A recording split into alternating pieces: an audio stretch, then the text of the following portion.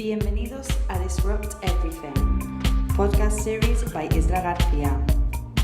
Reinvéntate a ti mismo y cambia lo que más te importa. Tim is one of the best guitar players I have heard. It's crazy that I have not seen him playing live yet. I keep looking at dates. Someday I will see him. He seemed to have applied a lot of different styles and approaches, with some killer Ted Green, Lenny Bro, and Joe Pass adaptations applied to jazz and blues. Look up the Telebasher on YouTube or order this Tim Lerch Trio live at Emerald City Guitars. DVD, so masterful in subtle ways that I get something new out of his music every time I listen to it. I can't say enough good things about Tim's work. This is one of the testimonials and reviews I find in internet when I look I search it for our next guest, Tim Lerch. Tim, welcome to Disrupt Everything podcast series. Thank you very much. Thank you for taking the time to visit with me and get to know each other a little bit.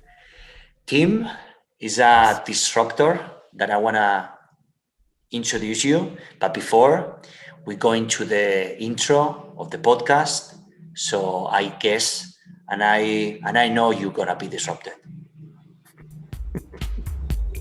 Disrupt Everything. Explora los márgenes o muere intentándolo. I've taken lessons and workshops from Tim. Have seen playing several times, and I can tell you, he is the real deal. Technically rich, chops over the moon, and a good guy besides. Very good at explaining complex topics and not looking down his nose at us, the lesser players. Steve, in another review about the teamwork. Who is Tim Lerch? He works he's a jazz and blues guitarist, tone, taste, and telecasters. World-renowned guitarist, educator, and Emmy Award-winning composer. Tim is a member of a legendary Northwest Gypsy Jack Group Pearl Django, and popular duo with Jamie Finley. In between gigs with Pearl Django and Jamie, Tim tries to play as many solo guitars performances as he can fit into the schedule. In addition to his live playings and recording schedule, Tim is also a well-respected and popular teacher with I can tell you, for the reviews I've seen, with a busy schedule of private lessons, classes, and workshops. His recent activities include new masterclass courses with True Fire, jazz guitar camps with Frank Vignola, and institutional DVDs for Hart Leonard Publishing. Masterclass videos for jazzguitarsociety.com and regular column in Fingerstyle Guitar Journal. For those players who don't live near Seattle, for those players who don't live near Seattle, Tim now is offering private lessons via Skype and Zoom. Tim is also a guiding teacher in the Kwang School of Zen.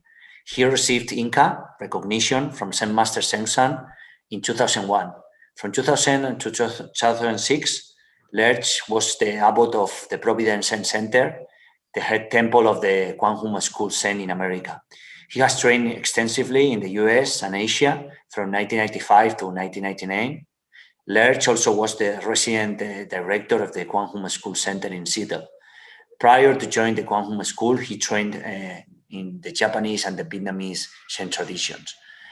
Tim was an ordained monk in 1996 after serving as a monk for 10 years, and he returned to Lai life in 2006, and he is currently a musician and a music teacher living in Seattle. Seattle, right? Am I doing right? Seattle. Okay, Seattle. Sorry for my rusty English. Sometimes plays a bad guitar. Huh? Tim, with this such an amazing and really disruptive and non-common like lifetime of projects lifetime. We thrilled to have you here in Disrupt Everything podcast series. Welcome. Well, thank you very much. It's a little embarrassing hearing all of those things about being said about me, but I suppose it's the price of admission. It's the work you've done, right? So Yeah, you keep maybe. busy doing the work, that's what you get. Thank you. Tim, so welcome. This super everything is, and the listeners are thrilled to have you, like someone like interesting, like activity, professional activity, and also his life as a monk and a teacher of the Kwan School. So the first question that comes to my mind is, well, first of all, how are you? How do you feel? How I'm have doing you well. been? Yeah, I'm very good. Of course, we're all struggling a little bit with the quarantine. I'm still staying locked down until I get vaccinated. Maybe it's a little looser now, but for me, I'm just staying at home, working, seeing people online, and teaching both music and also in my capacity as a Zen teacher as well. I'm okay. I'm good. How about you? You're traveling. You're doing the hard work. Yes, I'm trying to dance with the moment as much as I Yeah. can. I left Spain in October, and it was for a month, and I haven't come back. A lot of things have happened, like like a really important family member of my family has died from COVID. I couldn't go back, and we're living in such an interesting times that like everything is happening here and now, and but it's keeping coming back all the time. So, but so far so good. Dancing, right? Yeah. If you dance with the moment, you have to be careful that nobody steps on your toes. I can dance and you can play the guitar, so we have a perfect couple. Tim, uh, so the second question I would love to address is what have been the experiences that has marked you the most over your life, and what they mean to you. You know, I'll have to reflect because I don't spend much time and energy thinking about my life. I don't. I've spent a fair amount of energy and practicing time to be a moment person, and a moment person isn't playing a story of the past or playing a story of the future or even playing a story of the present. But I'll try and play along as best as I can with your question. Transformative events. I remember when I was a very, very small child listening to a transistor radio. Do you know what a transistor radio is? Yes. You're old enough. It was Yes. it was the original portable radio, and I remember being in the bedroom where I stayed with my two older brothers, and maybe even the baby brother, and listening to pop music on the radio. That's a very early memory. The first time I heard Charlie Parker was pretty transformative, I believe. Charlie Parker is a American saxophone player, a jazz musician, really innovative, probably one of the most innovative. And I heard him and it really blew my mind. I immediately wanted to play that way, even though I didn't play a saxophone.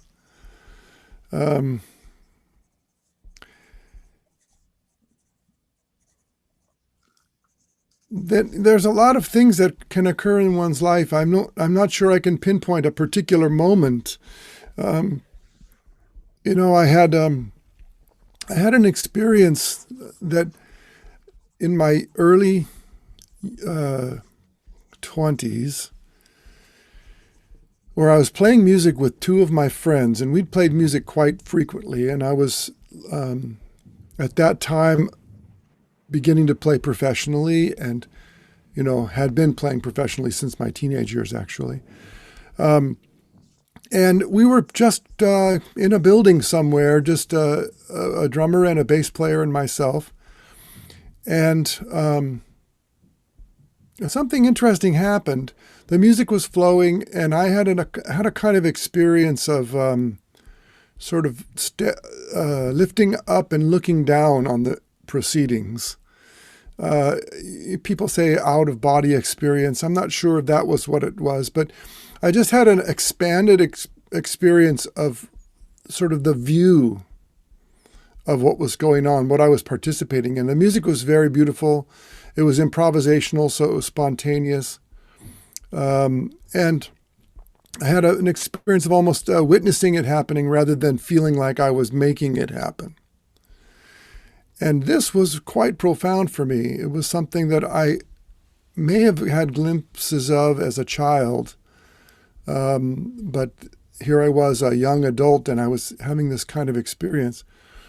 I can tell you more about that later as we explore this whole question about meditation practice and Zen. But it was quite profound, and it led me in a certain direction. At first to pursue that experience, and then as I understood a little bit more, rather than trying to pursue that experience through music, rather try and find a way to practice so that I could have a type of experience on some level like that in any activity. So it occurred to me that making music responsible for an experience is actually undermining the music itself. And when I realized that I was using music to try and get an experience, I realized that I was abusing the music. And the music was okay by itself. It didn't need to be anything more than what it was. And then that led me to my life as a meditator as well, because meditation seemed to be a way of experiencing the moment in a thorough and depthful way, which didn't demand a certain type of activity in order to do that. And so that's still the path I'm on. Tim, how did you get into professional music? How did you get into that? How do you step up in that professional field? That's a very interesting and difficult question. I think that as soon as I started playing, that was the only thing I wanted to do. That was the only choice. My personality, I believe, maybe my karma, is kind of in one direction. When I find something, I throw myself into it rather strongly, rather than in the West we say dabbling. So my style is to dig one deep well rather than a lot of shallow wells. And I don't say that to praise myself. It just seems to be the way. So when I was 12 or 13 years old, to my parents' chagrin, I informed them that I was a musician and that's what I was going to do. Now, how to do it professionally is still a question I'm trying to answer every day. Because as you might imagine, professional music is it's a very difficult path. I feel like I've been fortunate, but it hasn't always been easy. But because I'm stubborn and because I don't have a fallback plan, I don't have another choice, So I go with music, and it's my only way to do it. Of course, I was a monk for about a little over 10 years, maybe around 12 years. And during that time, I wasn't a professional musician. And so that gives you an idea, maybe some evidence of this personal trend I have is throw myself completely into one thing, and then another thing is everything else stops. So it's a little bit that style. When I was a monk, I was just nothing but a monk. I didn't know what I was going to do or how long I was going to do it. But that's my approach. Is I just do it. What did it influence you or push you or convince you or to be a monk, to go to a monastical life? It's also an interesting question. I was playing music. I had been playing music since I was a young teenager, and it was really everything that I had. When I was about in my early 30s, 32 or so, I had been playing professionally, and at that time in my life, I was teaching and playing professionally quite constantly. And to be honest with you, I had gotten a little broken inside, let's just say. Music wasn't enjoyable. I was very capable. My physical abilities on the instrument were quite good, I think. But my heart was not clear. My mind wasn't clear. I'll give you a little example. I didn't really love the professional life I was in. It was antagonistic also to my family life at the time. Having to go out into every night, to play. And I didn't really enjoy what I was hearing myself play. It wasn't connecting to my heart, to the extent that in a perverted way, someone would compliment me about my music, and I would think, well, you must be a fool if you think that was good. And it was self-punishing, I think, or self-hatred. The end result was that my life sort of fell apart at that time in my early 30s. There was a chance for me to make a change in my life. And I had been a meditation person for quite some years, only I didn't, I wanted to pursue it more strongly because, and I had the opportunity to sit a long retreat, a 3-month retreat in the winter of 1994. I went to the Providence Zen Center, which you might have heard about. And I spent about a month living in the Zen Center and working, getting used to the life there. And then I sat this 3-month retreat. And it was quite a profound experience. You asked earlier about profound experiences. And at the end of the retreat, I didn't have really anything to return to. And, I navigated some of the difficulties that were, necessary to navigate and talked about my interest in monastic life. And I didn't know at that moment how long I would do it or if I would do it. I didn't really have an idea. I didn't say, I'll do this for my life, or I'll do this for a month or 10 years or whatever. I didn't really have that idea. I just had this just now do it mind. So that's what I did. I love the just now do it mind. Tim, so one question I always wondered and I want to ask you is, what blues means to you? What I love blues, but I want to know what means for a professional musician as you.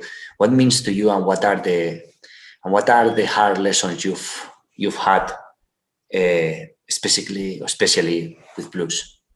Well, thank you. That's an interesting and I think very important question as well. Blues is African American music. It comes from the African American situation. So someone like me, who is a white kid who grew up in a small town, I'm a kind of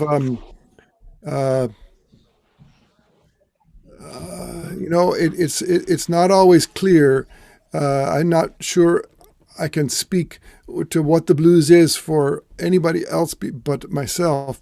But because I wasn't ethnically or culturally really in a blues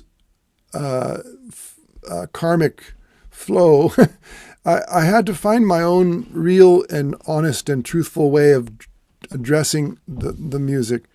Certainly there are things that on a technical level you could say are indicative of the blues.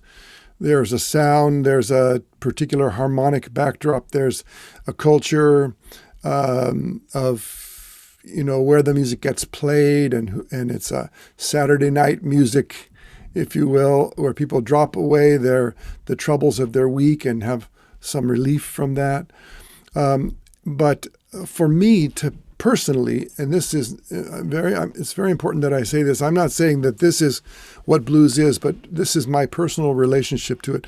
First of all, it's a sound. It's an idiomatic language that has certain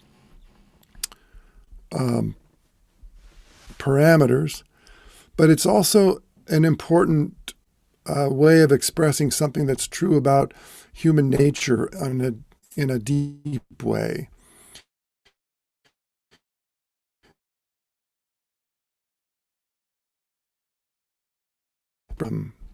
It really almost promotes in its existence the necessity for conveying a feeling when you play it. So when we play the blues, we're not thinking of technique or thinking of Western harmonic rules or anything. We're trying to imbue the music with a feeling that's true and honest. So for me, blues music ultimately is the truth about you in the moment, as it would be delivered in this package that we know as blues music. And then on a wider sense than that, I don't think that blues music is the limit to where a blues feeling can be expressed. It's not just sadness or any kind of particular emotion. It's actually a way of expressing all emotions in a fashion that can evoke the feeling in the listener. A feeling, not necessarily my feeling. So it's very interesting.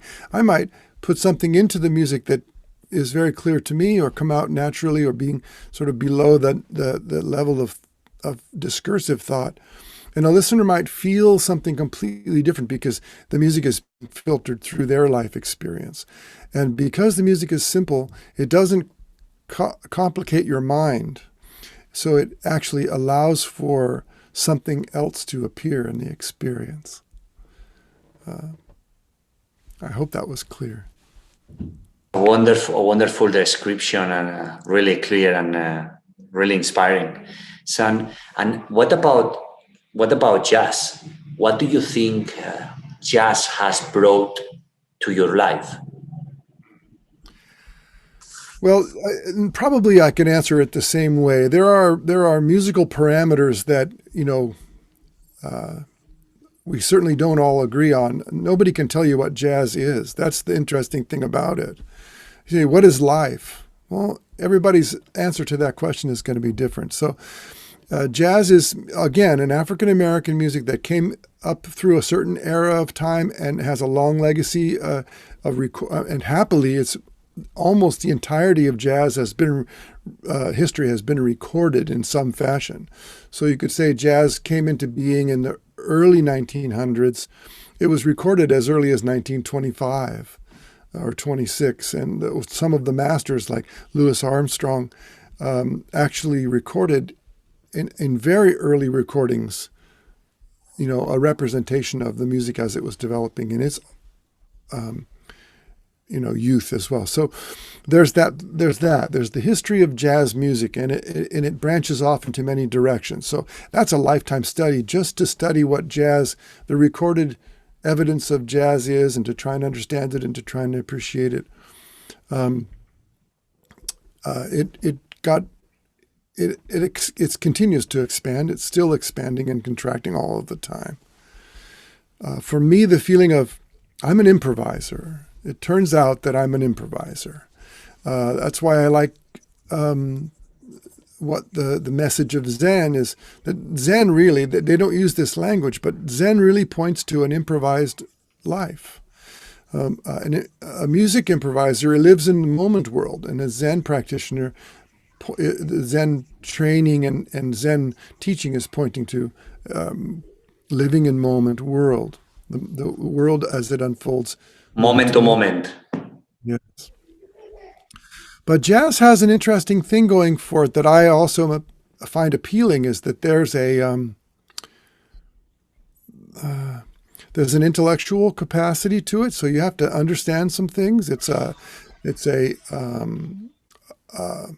We deal with songs, and those songs are very, very beautifully crafted very often.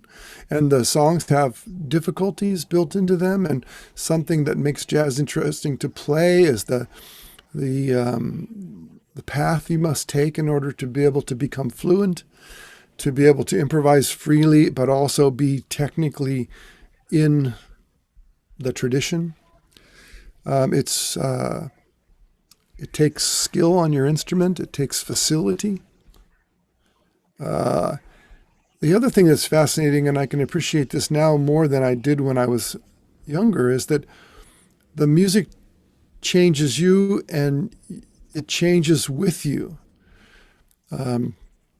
So I play differently now than I played even 10 years ago or 20 years ago or 30 years ago. I've been playing music, and primarily jazz and blues, for almost 50 years now, even though I look barely over 20. But there's this maturation and evolution internally, which makes it possible to witness, because we play and we watch ourselves and listen to ourselves play. But jazz is a kind of also a celebration of joy. One of the things that brought me some clarity and continues to bring me clarity in the midst of a busy performance schedule, or in the midst of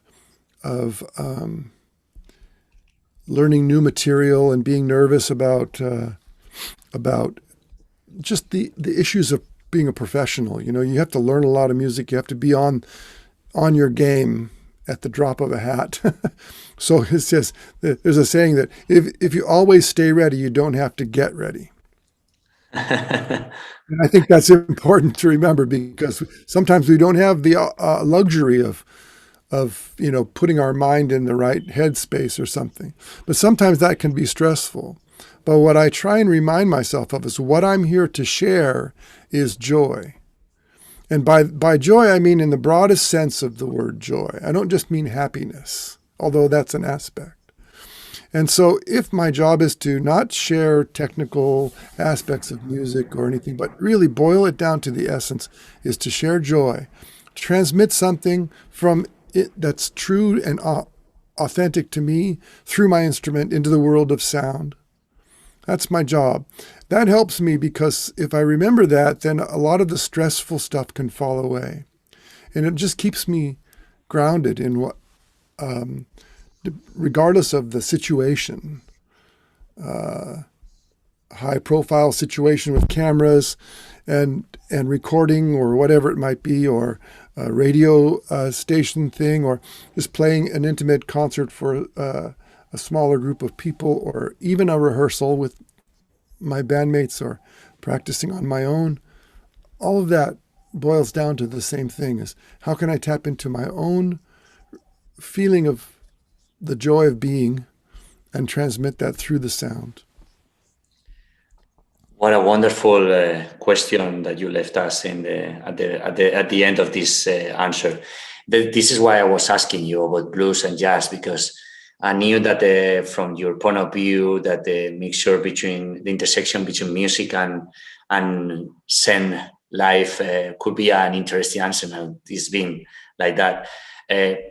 Can you explain us what have you learned working in tone, taste, and telecasters that you can apply to real life?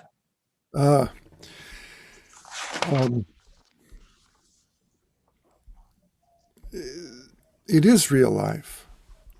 Everything is real life. There's nothing to be applied. So when I have a guitar in my lap, that's real life. Then tone is the sound I make, and I've worked hard, continue to work hard on to try to make the instrument and the sound I make with the instrument transcend the mechanics of the instrument. I call it invisible technique. That sounds fancy, but it just means I don't want the technique to be visible. I don't want the technique to be the thing that people notice. I want the sound and the beauty to be what is noticed. Taste, I think, is something that is arbitrary, but it also is a kind of musical morality. What is true to you at any moment? What do you think is ultimately authentic and correct in this moment? That's what we bring forth. Chasing after approval, for instance, chasing after impressive behavior in order to get noticed or have somebody or some group of people approve of you. Any of those kinds of things aren't valuable. It's very valuable to see if we're involved in that and then to step back and ask ourselves if it's beneficial. But ultimately, we drop that. In Buddhism, that says there's 5 desires.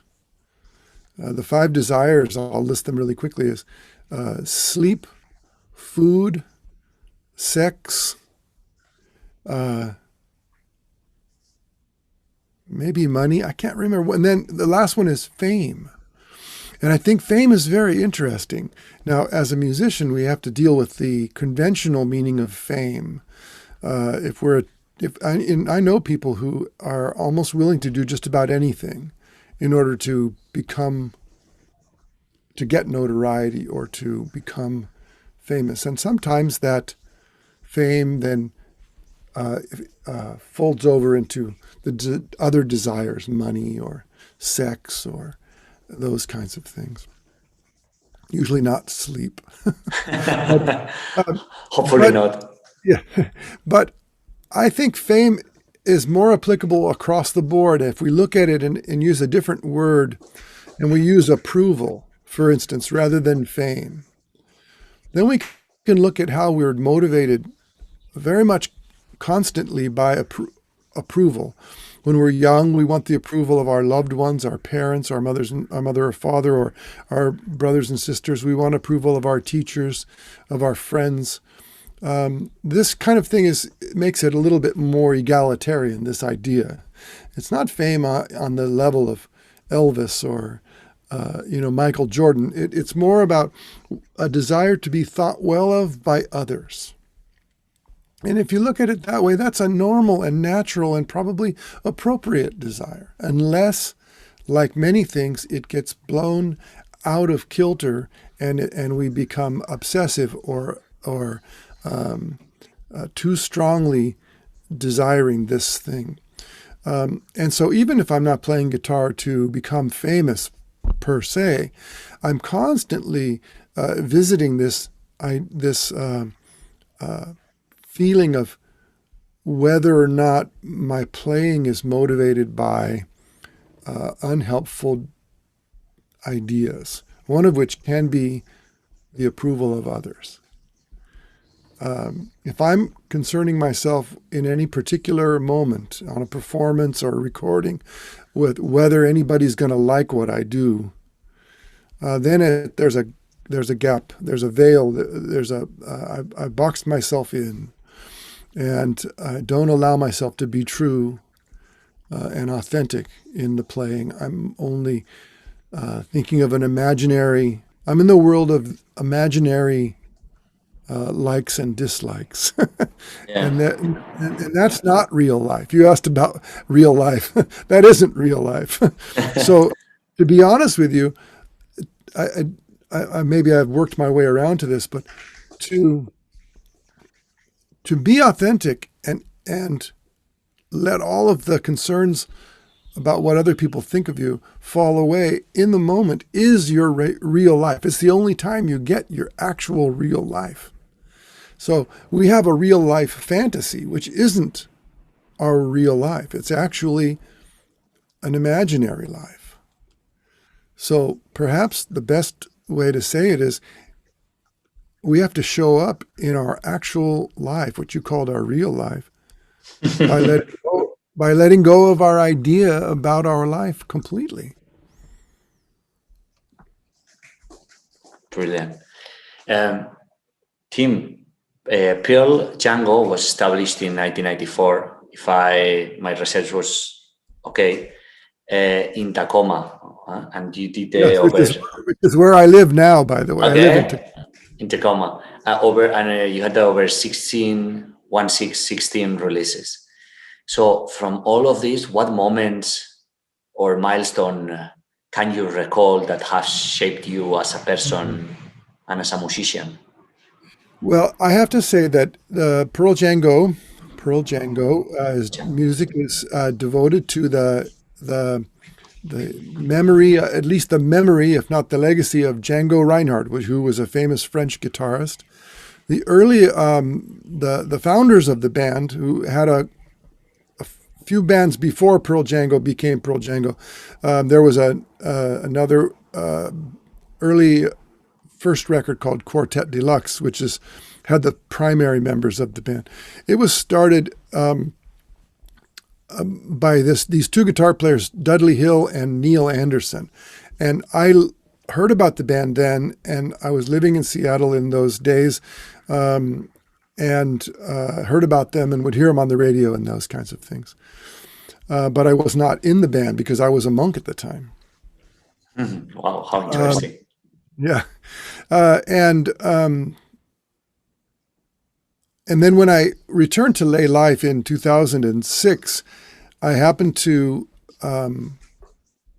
meet the bass player in that band and play some jobs with him. And so I didn't join the band until 2006. And my first contribution to the band, other than playing live performances, was a CD called With Friends Like These. And that was very wonderful because I was the new guy in the band. One of the original guitar players had returned to the band in order to play again. He had retired, and the band had two other guitar players. And then when I came in, there was a sort of a changing of the guard. Neil Anderson came back to the band, and then I also joined. And we made this record and played a year's worth of jobs. And they let me write they put 4 of my songs on the CD. The songs were things I had written just before joining the band or for the band.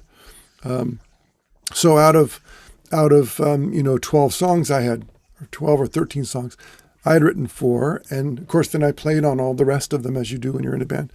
And for me, that was very profound because it really made me feel like they appreciated what I had to offer. They wanted me to do my thing. They didn't want me to pretend to be somebody else. They were clearly interested in what I wanted to play and what I could play and what my sound was, which was developed at the time. Did I say 2006? Yes. I really meant that's when I returned to Seattle. I'm not so great with dates. I joined the band in 2015. Okay. And so I'm sorry if that was No, that's fine. No problem. And so, then I've been in the band since then. And since then we've made 3 new CDs, a live CD, and then the newest one's called Simplicity. And on every one of the records, and in all the gigs that we do, about 85 to 100 gigs a year. So it's a modest full-time gig. It leaves enough time for other things, but it's enough to really sink your teeth into. For me, to feel like I'm a contributing member of a band that has such a long history and is so well received over time is really moving for me to first of all, I think about it from time to time, and I'm just really fortunate. I feel very fortunate to be able to be invited into the band to do what I do.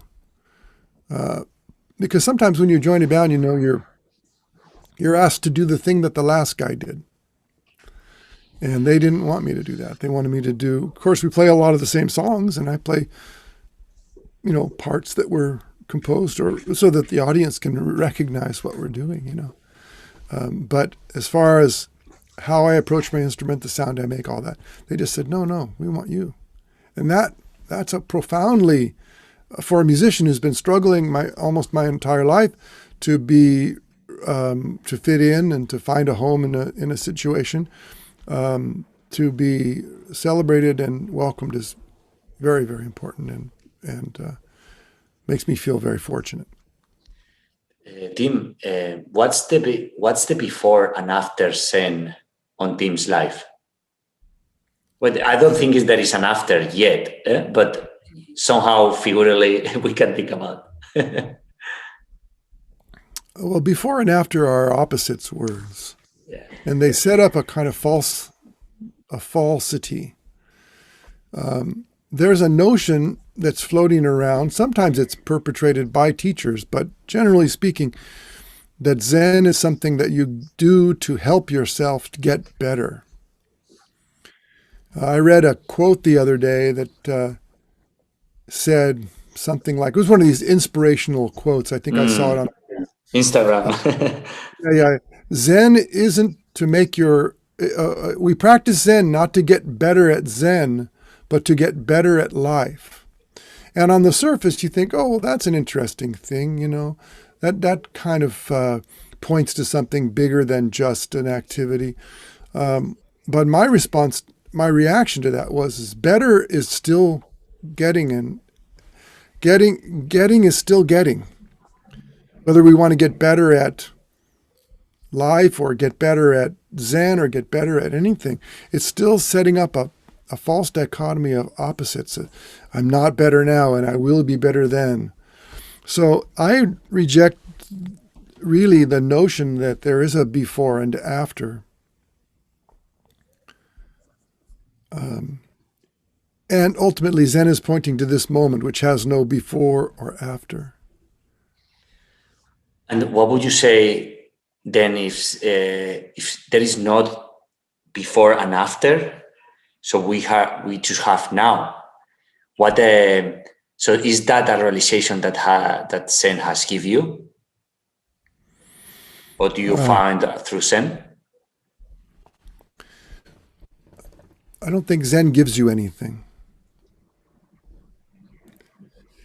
If Zen gave you something, it would mean that you didn't have something that could then be given to you. It really is very an interesting conundrum, because so many people come to Zen because they want something, and then very often they get a little something, in at least imaginary something. They get a feeling or something like that. But ultimately, Zen doesn't give you anything. It may help. The practice of Zen may help you to see that you already have everything. But if Zen is based on the premise that you need something from Zen, it's already wrong. It's broken. It can't help you. So it must be remembered that we have these sayings, Zen sayings famous are like selling water by the river, or selling, giving away sand in a desert. It means, we're like fish swimming around in water, and look, the water is flowing through us in every possible way, and yet we're looking for the water. I love that. So we all, in Zen teaching, we recognize this sort of human need to attain. And so a lot of the language of Zen undermines that, disrupts that notion. And in some ways, Zen is very disruptive, because if we want Zen to give us a good feeling, it might. But then our life flow, the unfolding of karma, will snatch that good feeling away from us just as easily as we got it. And then we can be disappointed, or spinning in the world of confusion and suffering, like we all do. So if Zen says, if a Zen teacher or a Zen tradition says, well, you're going to do this practice and you will get something as a result of it, that's a thief. That's a thief in the night.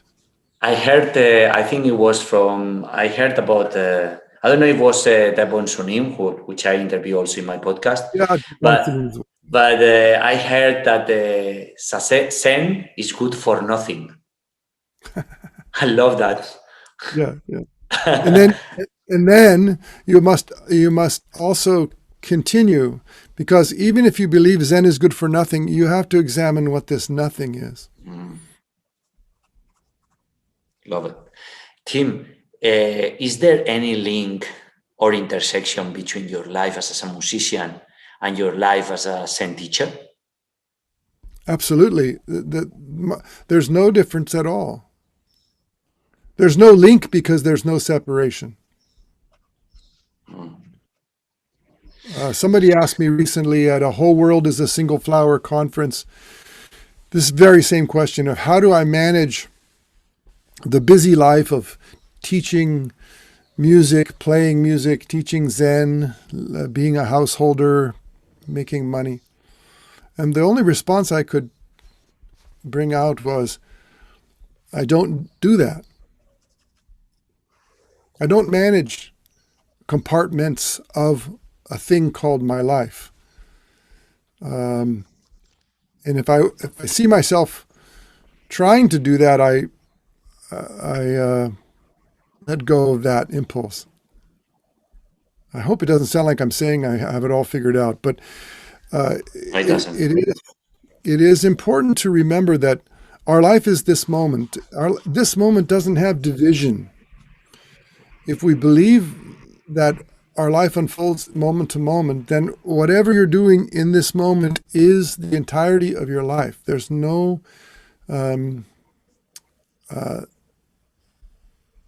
link between one aspect and another.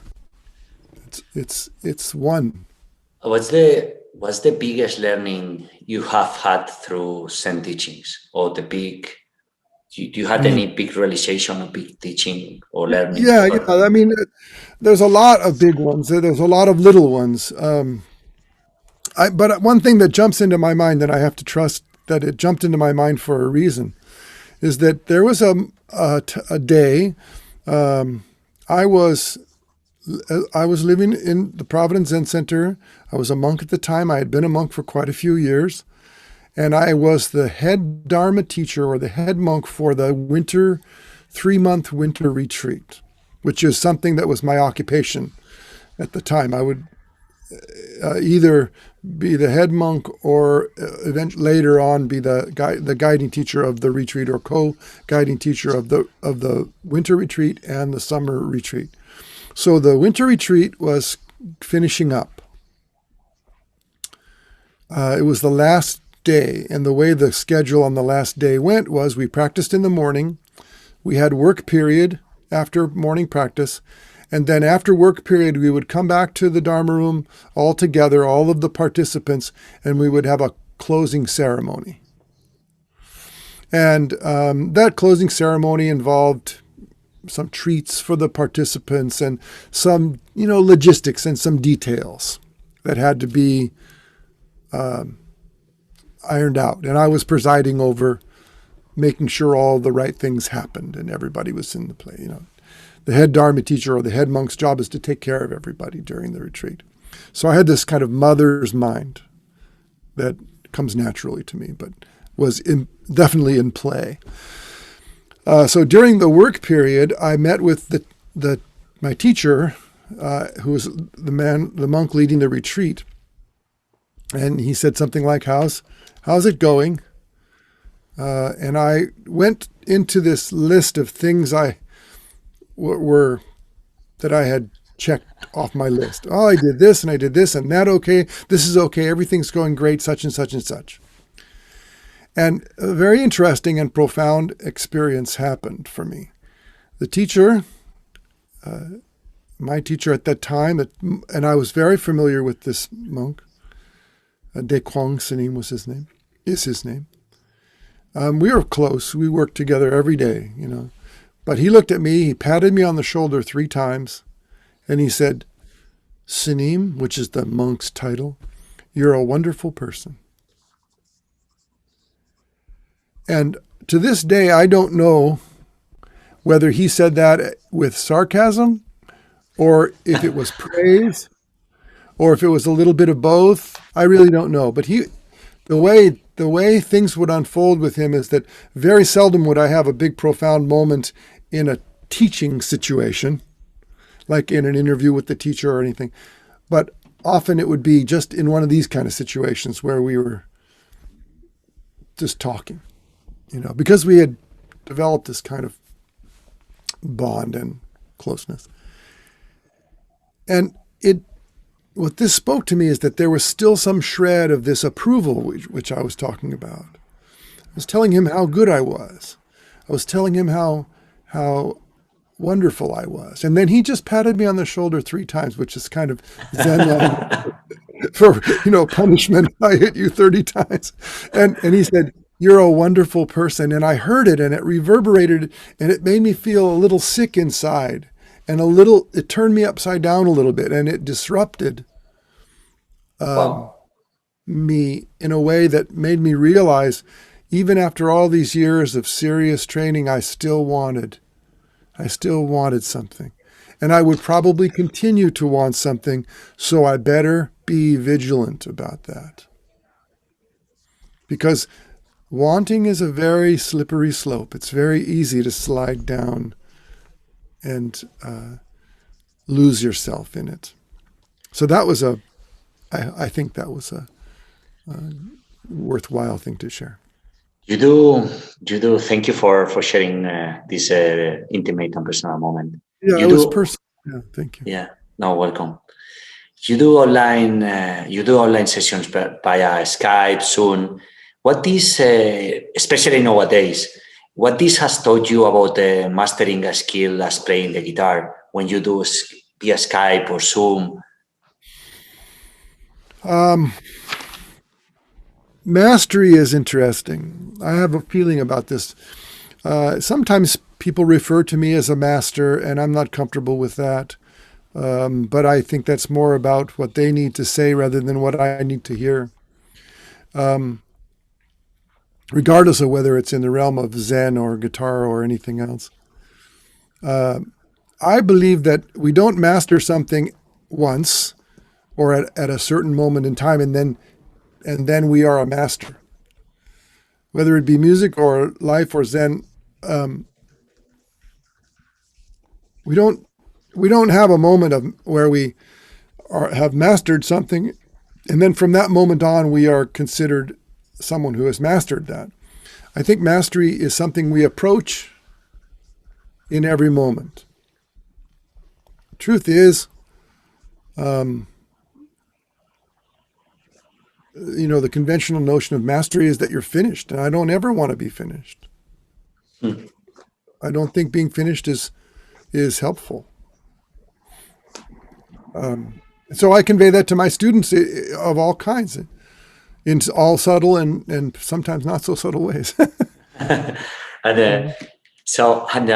do you stay productive combining personal and professional and educational meditator sides? So personal, professional, and educational from guitarist, play, and also meditator. How do you stay productive? What do you do?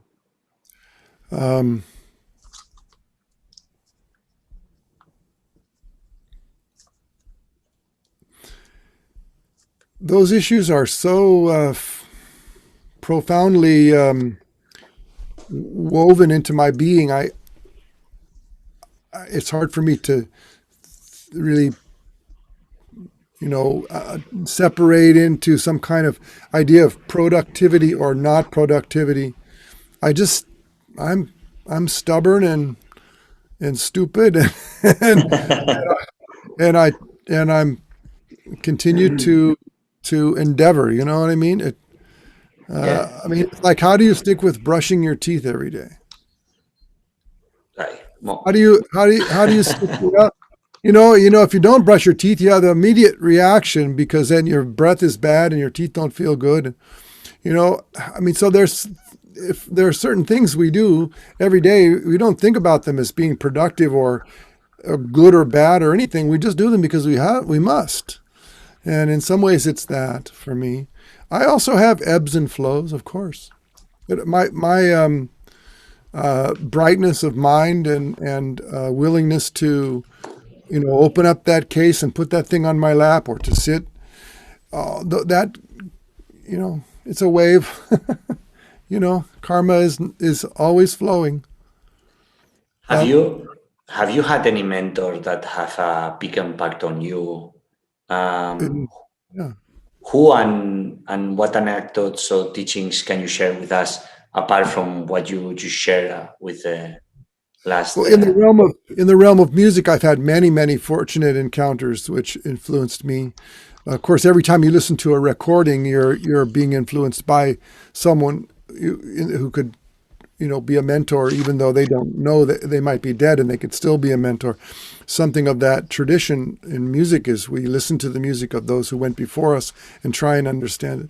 I've had teachers in music. A man named Ted Green was a very profoundly influential and important man in my life. Joe Diorio, who's still alive and living in his retirement in Connecticut, is a wonderful musical father to me. I value my relationship with him. There's too many others to mention without leaving some out. But I feel very fortunate to have had long or brief encounters with many people who helped me, and I continue to. I like to avail myself to the wisdom of others. I always learn something when I am open to that. In my Zen training, I have had, again, fortunate to have met many teachers, whether they knew they were teaching me or not.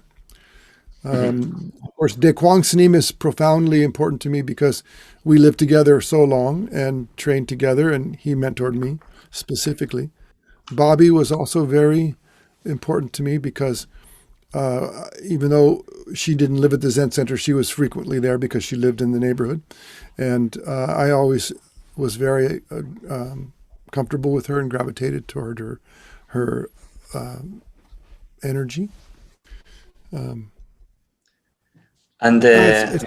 It's hard for me to remember and think of without saying hundreds of names, just those, but that's. Thank you for sharing that. Can you share with us, do you have any effective tool for personal development or something that helps you to keep growing? Yeah, I'm not sure if personal development is the way I would say it, because that has a kind of idea in it. But I think the most important thing we can do is listen. When we listen, we can learn. Do you have any life principle or something that just inspire you to live the life you're living, or something that you say to yourself, something like values, principles, something that gives you a structure? I don't think I do. Okay. How do you cope with the unknown or uncertainty? Oh, I celebrate it. Well, I don't cope with it. I celebrate it. Okay. Can you share? So, what is for you do you have any essential recommendation or advice or something that you feel personal about it for creating a life that thrives?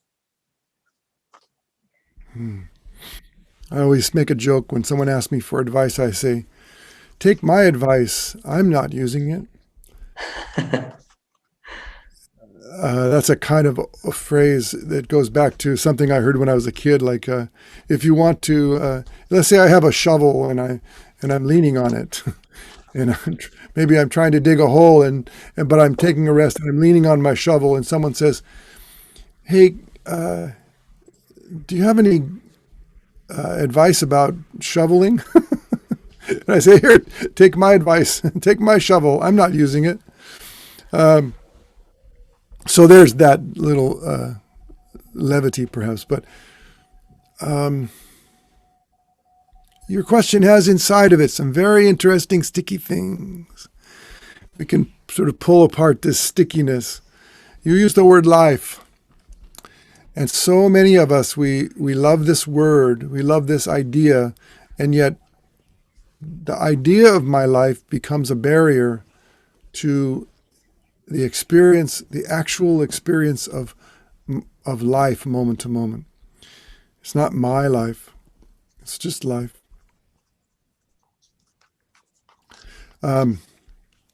So maybe advice could be stop or let go of your tendency to think about your life or to want something for your life or to retell stories about your life or to tell other people about your life.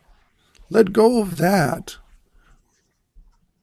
And then if you can let go of that, what's left is your life.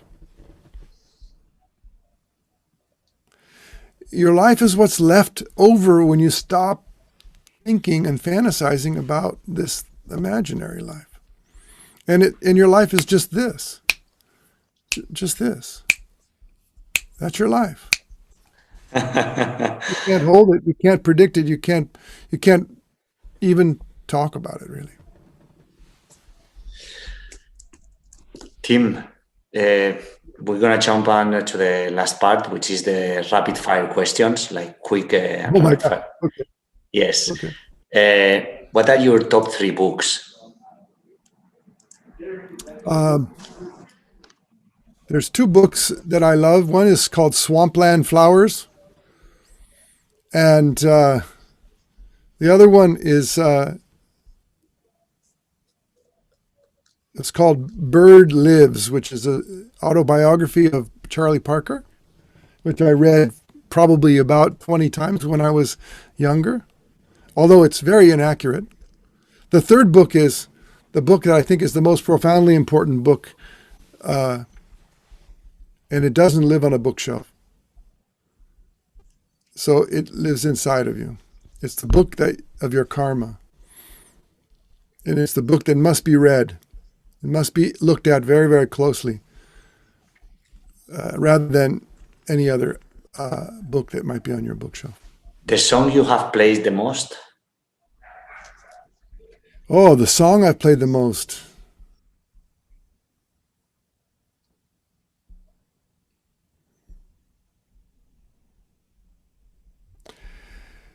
I don't know if there's a name for it. It's basically a blues, and it's sort of what comes out when I pick up the instrument, and it flows through me all the time.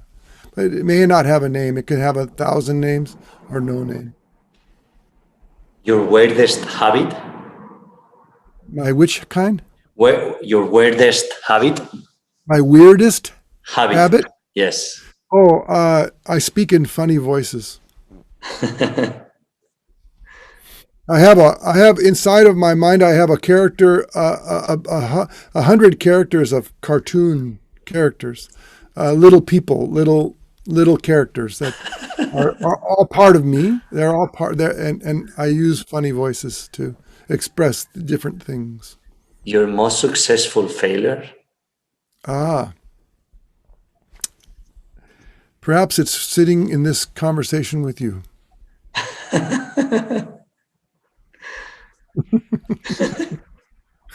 Your most expensive success? Being, taking my first breath, which could also be considered my most expensive failure. Any skill do you want to master? I want to learn how to play the trumpet. Wow. I probably never will, but flugelhorn, actually, the slightly larger trumpet. There's something about the sound of it that just moves me very much. The flugelhorn it's like a smoky woman's voice or something. I love that. A word. Sorry, I interrupt you. No, it's okay. A word to coin what you are. A word to coin what I am. No, there's no word. No word. No. Words can't touch it. And that doesn't make me special. That just means that words can't touch it. What would you be? Your top 3 best counselors, dead or alive? My top 3 best counselors? Yes, dead or alive. Dead or alive? Well, to be honest with you, I every day just about I wish I could ask Ted Green another question about music.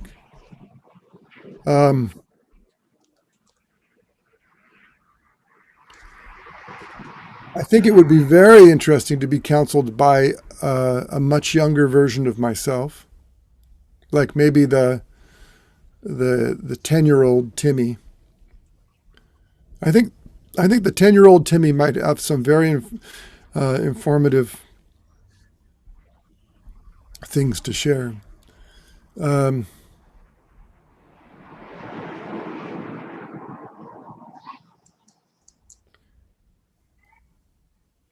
There's so many characters in the Zen literature that I think would be interesting to meet and to hang out with. But there's one person in the Zen literature that I would love to meet. It's a woman the story of the woman who sends her daughter to test the monk's mind after she supported him for 10 years. The Hermitage. Yeah, the woman burns down the hermitage. In this story, a woman who had been supporting a monk for 10 years, a meditation monk, in giving him food and clothing and a place to practice, sends her daughter with some specific instructions to go and give this monk a big kiss and see how he responds. And then when the daughter comes back to the mother to report what the monk said, the mother goes back down to the hermitage and burns it to the ground and kicks the monk out and said, for 10 years I've been supporting a demon. Get out of here. I would like to meet her. What is any trick you have learned recently? Any trick? Maybe that tricks don't help. And last rapid fire question: who do you recommend to interview next? Who do I recommend that you interview next? Yeah. Alive, please. yeah. Must be a short interview or so, or a quiet interview anyway.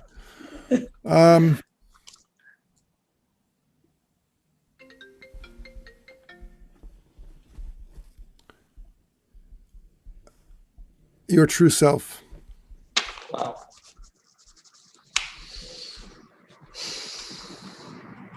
I'm gonna do it. Good. Is there anything else you want to add, Tim? Well, I want to thank you. It's been a really, really beautiful conversation. And I appreciate the opportunity to be able to share. Whether it will help anybody or open anybody's mind a little bit, I don't know, and I hope it does. I appreciate what you're doing because, as I said earlier, the most open way to learn is to listen, and you're creating the opportunity for people to listen. That's without listening, your podcast has no meaning. Brilliant things or stupid things can be said. I always say, if Buddha was sitting on your shoulder, whispering every wisdom into your ear, it won't help you. But if you listen just for one moment to your true nature, that will help you more than any Buddha. So I appreciate the opportunity to open my mouth here and share stories. And I wish you all the best. I wish you to continue, stay safe, stay healthy, and deepen your practice.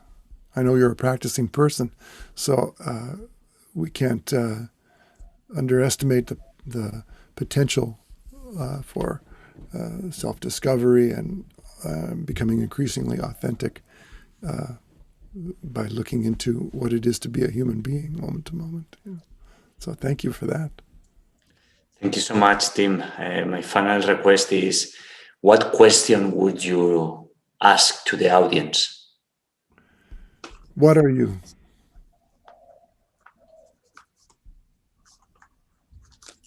What are you? That's the question for all of you listeners out there. What are you? And I'm going to finish and to close the interview with Tim Lerch. A fantastic interview and enlightening interview with this.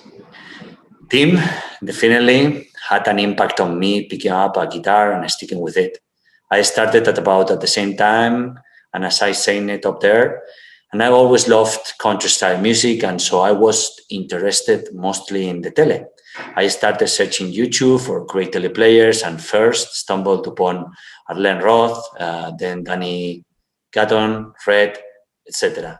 And I also found Tim, and it totally cemented my passion for the tele.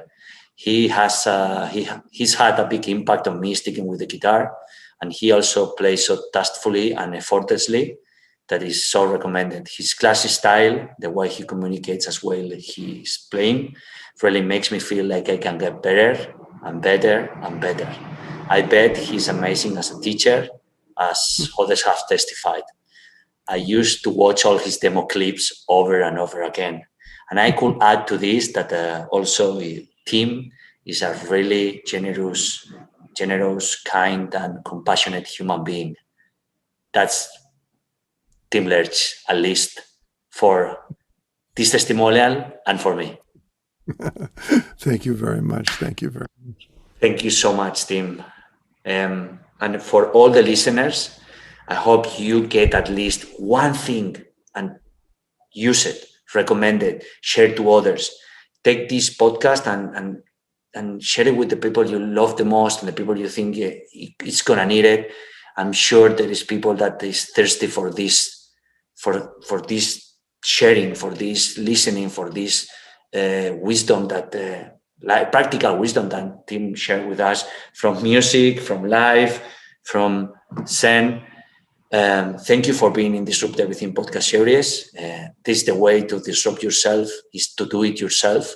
Because if you don't do it by yourself, someone will come and will do it on anything, or something will come and do it. And this always will be more painful and won't be so satisfactory as doing it by yourself. So guess what? You've been disrupted. Thank you for being here. Wonderful. Esto ha sido Disrupt Everything by Isla García. Encuentra el riesgo antes de que el riesgo te encuentre a ti.